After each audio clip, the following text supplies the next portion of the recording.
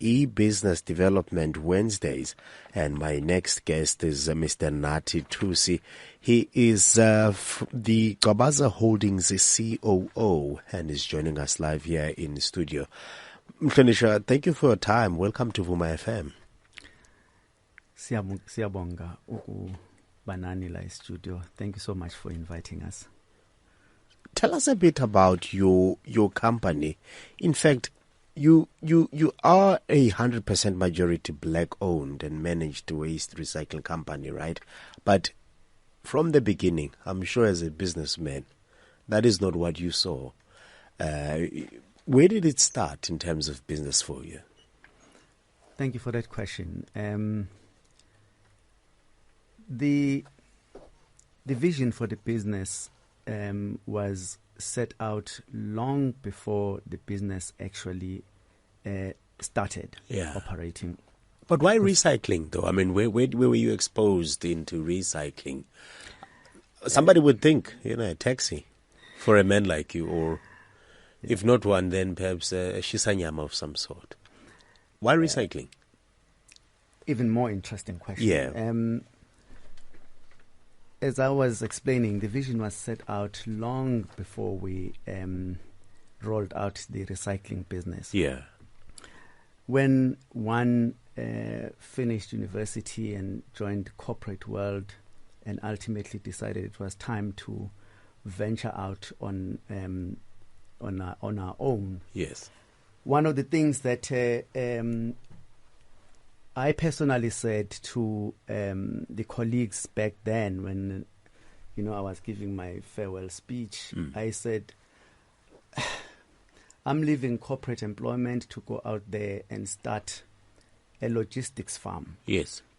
And everybody turned around and said, start a logistics farm. What is a logistics farm?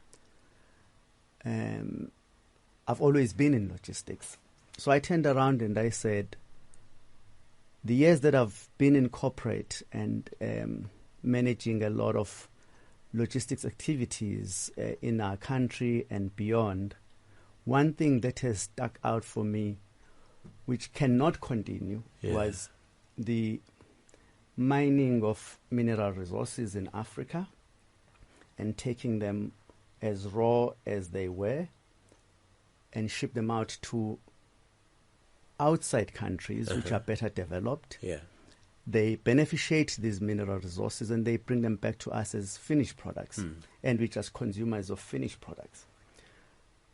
Therefore, as Africans, we needed to build and develop our own to be sharp and smart logisticians such that we are able to manage our own resources and be able to beneficiate them using our own skills, of course, from those who would be more technical, such as engineers, such that we build our own equity as an African country or as an African continent. So one started off in logistics. And when that was happening, somebody then said to me, if you are looking at managing and beneficiating resources within Africa, the outside world therefore will want to buy from Africa, therefore they will be dependent on us, and that's exactly the plan. Yeah. Fast forward,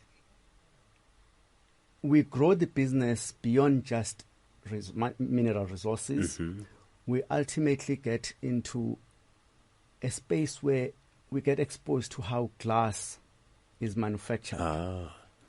Glass is manufactured from silica sand, which is a product that you mine, is a commodity.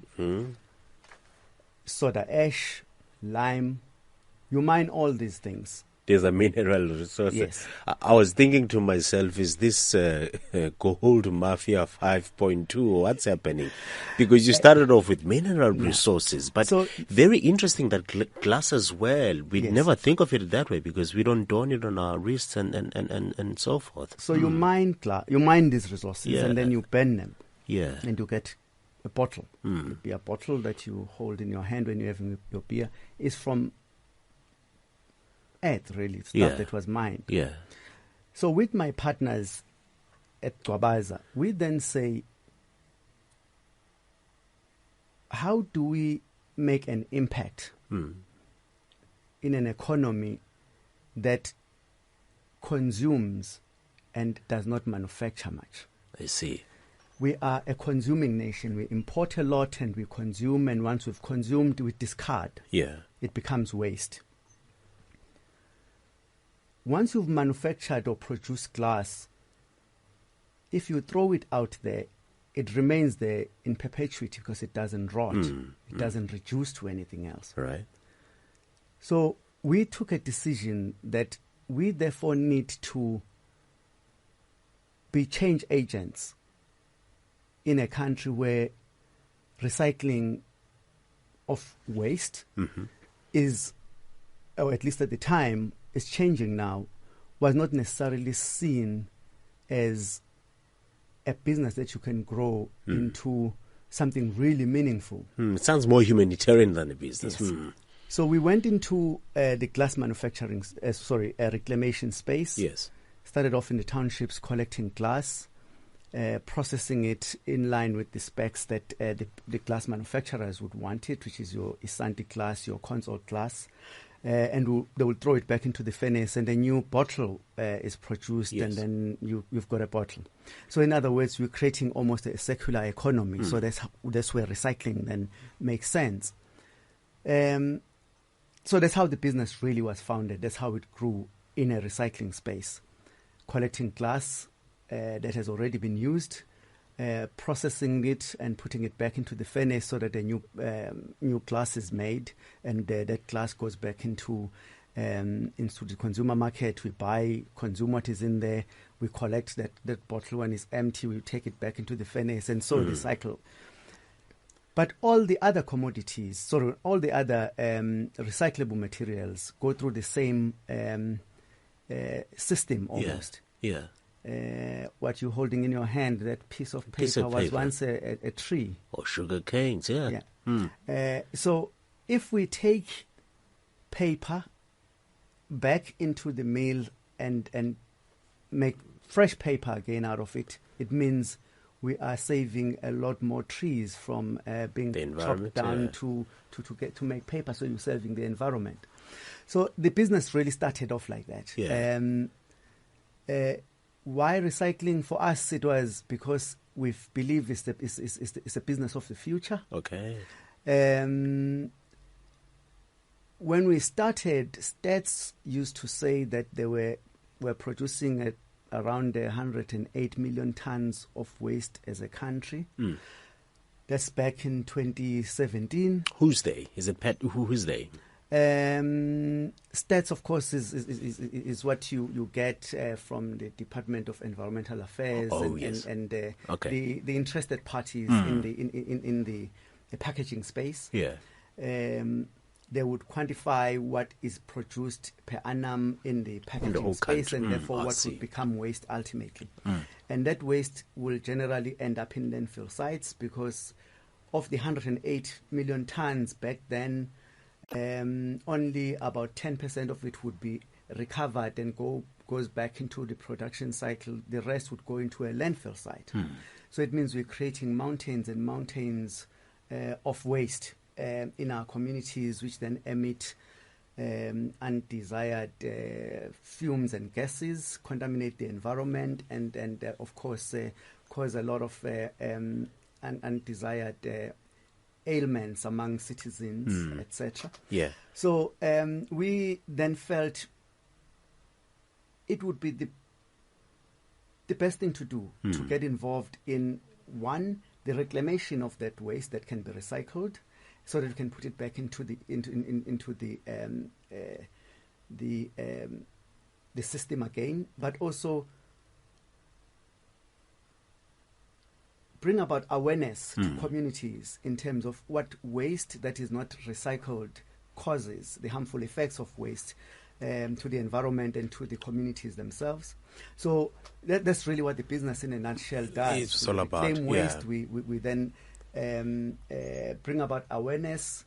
We work with reclaimers in many different communities, townships, informal settlements, formal settlements, businesses, etc., where we reclaim waste so that it can be taken back into production cycle to create products that can be reused. We get the concept behind, and of course we call it SMME and business development Wednesdays, because we're trying to understand where is the money in this. I mean, we always see these 1-ton bags in the townships, and you wonder, how is this person making their money? This thing is laying dormant there for months and no one is collecting it. And we understand that there's different players as well. There are collectors, there are donors, and as well there are places where furnaces. Take us through the life of a bottle from when it's picked up and highlight the jobs and the different players there are and where, of course, you make money. Great. Thanks so much. I think it's a good question. That bottle would have, of course, started off as a raw material, a virgin material, which is silica sand, etc. Then they made the first bottle. Now it's lying there because whatever was in the bottle, be it wine, beer, has been consumed. Somebody in a township would then collect that bottle, put it in that bag. Do those people get paid? Who pays them? Sorry to cut in there. I just want to follow the money. Okay. So perhaps a cost for you as a business owner. The gogo in a township, for example, in Cato Manor down the road here, she collects this glass from a tavern or from wherever she finds it, puts it in a bag. She calls people like us who are buyers of the glass. So we buy the glass from them. I see. And we then consolidate the volumes that would be required by a smelter. The smelters really are based in Johannesburg. Yes. So we consolidate the volumes that will be required by the smelter and we ship it off or we transport it to Johannesburg. Then comes your logistics. So that's where your logistics comes in. Yes. That's where we sell it and then we get paid and the money gets distributed through the chain. The gogo that collected it in Cato Manor gets a portion of that rand that is made, if it's a rand in a kg. She gets a portion of that rand. Transport cost is apportioned. We get our fee for managing the process as a business. And so it goes. The people who supplied the empty bag get their own share in terms of that. In a nutshell, that is the value chain of moving a glass bag that is sitting in a township. It sounds like something that has surety that there'll be business. I mean, I just want to know if the participation or the facilitation fee comes up front, because I want to find out what are the risks that are there that perhaps land you at the door of now the National Empowerment Fund to need assistance, because it sounds like a perfect system. You know, people are donating, you pay them, and then you get paid for being the facilitator of the process. There will, for as long as I think there is human beings who consume products, commodities, you've got something to buy, food or whatever they drink, they will always be buying. That which we buy as human beings is in a form of packaging, be it in a bottle, be it in plastic, paper, etc. But it is packaged. So the packaging manufacturing industry, they produce that packaging and they supply it to those who produce food or drinks. Say in a case of beer, they'll produce a bottle and they will give it to SA Breweries, who will then put beer into it. So long as SA Breweries is producing beer, a bottle manufacturer will have to make a bottle to supply SA Breweries to put beer in it, because there's a buyer, a consumer, which is us on the outside. So there's always that demand and supply. Now, when there's a demand and supply, it means there's money that flows in. Those who produce bottles get paid by those who buy bottles from them. In this case, it would be the companies that make beer. Maybe to zone into the question that I think you're leading me to, which is the National Empowerment Fund and how we end up with the NEF. If there is money in the chain, there is money in the chain. And guarantee. But it is not an an attractive industry, as you alluded to earlier, because the margins are very, very thin. I see. It's a volumes business. You must move thousands and thousands of tons of glass for Sort of you like to farming. be able to make money. Yes. But if you do it diligently and consistently, you can live from it. We are living proof that you can. Yeah. So we built the business from 2017, grew it year on year until COVID-19 hit in 2020. Of course, the business was 100% reliant or dependent on glass. The lockdown was hardest on alcohol consumption. So the bottle manufacturers basically couldn't produce glass, or there was no need for them to produce glass because there was no demand for it because the producers of beer were not buying. Yeah. So the whole market basically was mothballed for a period of time. 14 months down the line, when we had to pick up our selves again, what's left? Yeah, it was really devastation all round. In fact, devastation caused by COVID-19, especially in the alcohol space, is, in my view, still to be felt. We seeing the effects of it coming through, but there's still more, in my view, to be experienced. We see the bottle manufacturers themselves; they are strained, or they are taking strain. So there's quite a lot that is happening. So what then happened for us was when we had to come back and resume with business, we had to rethink our strategy. Yes. Instead of over-reliance on just one substrate, which is glass, we had to spread our risk, reclaim glass, but also bring in other substrates. So we brought in other substrates such as PET, paper, etc., meaning the other recyclables. Yes, yes. So we then approached the National Empowerment Fund, a very versatile funding agency. Yes. And said, look, this is where we are. We ran a business up until COVID hit. This is what we're doing. And now we want to come back because we have been, we had to mothball the business, but we want to come back because we know the impact that the business has in terms of job creation, in terms of reducing the waste that goes into a landfill site, etc., etc. So they looked at our business case and they quickly saw reason, and they came to the party and they assisted us through the COVID fund that had been put through with the DTI.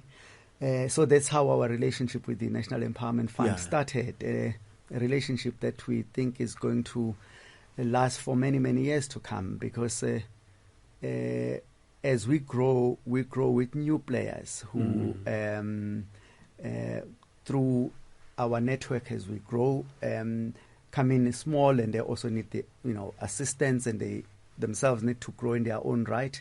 So a player like the NEF, in my view, would always be the best partner for anyone who is starting in business and in fact has a business case that makes sense and is bankable, because quite frankly the recycling space, we just scratching the surface at this point, so there is still a lot to come. How did you? We want to get to perhaps with the last 5 minutes remaining in encapsulated thoughts.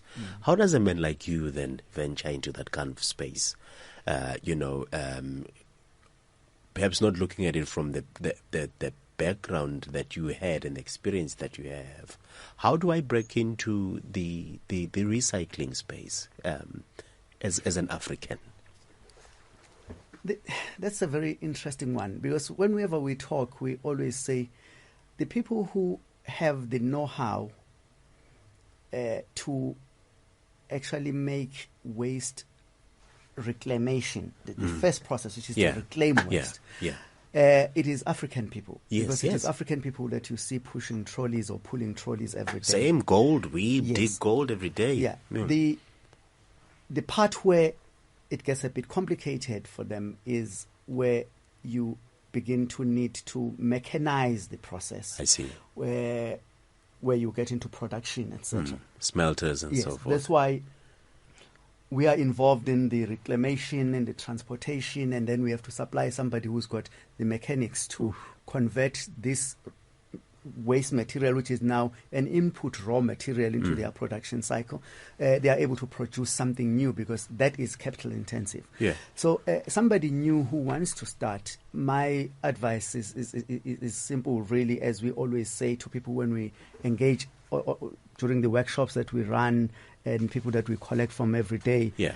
Is start. Start collecting. You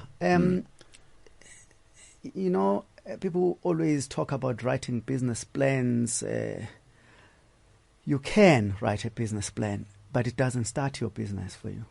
Get A dirty business first. is what you do. Yeah. Start. If you want to get into recycling, what is it that you want to recycle? Do you have access to glass? Start. Collect glass. And then be in touch with people who are already in that space who can then direct you as to where to take your glass. If you want to recycle plastic, start, collect plastic. Your business plan gets developed along the way because you will need that for funders like the NEF who want to see whether you have grasp of what you're really doing. Yeah, But you've got to start. If you want to get into business, be it recycling or any, just get started. I wanted to tackle this because it's the last thing I wanted to speak about or would have spoken about tonight. We always bring these conversations about transformation in sectors that really we don't need to bring them in. Is the recycling sector something that has to transform? Because, one, you are talking about the fact that the small players who are of this whole industry, the collectors and the black people in our townships. But my question is there a conversation about to transform, although that is the great opportunity we have? Can they be seen moving in droves into the other chunks of the industry that are getting the bigger piece of the pie? That conversation is a very difficult one because... Why is that? Because if you talk transformation, you immediately jump into the high end of the recycling space. Yeah. Reclamation, transportation, etc. There's a lot of players, and by and large, there are small players such as us. The money sits right at the top, where this plastic bottle or PET, for example, once it's been collected, where it ends up and it gets granulated and it gets pelletized, that's where the money is. Yeah. To do that, you need a lot of capital injection. I see. To buy machinery, start serious industries. Those are millions, hundreds of millions of rands, if not billions.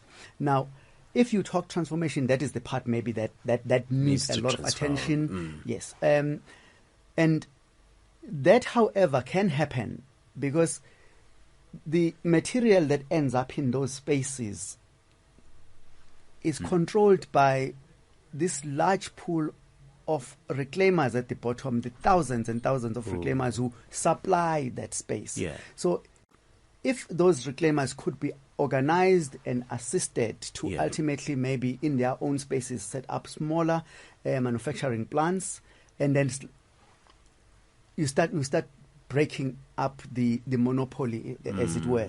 Yeah, so it can be done. Sure, Mr. Thusi, I really want to have a conversation about this. I had a call once from my brother who said someone is taking a trip to Johannesburg and they are going to throw some trash away and get 200,000 from it. I was like, yeah, that's just a load, eh? A load. Just a load. Is that the price of how many tons of what, really?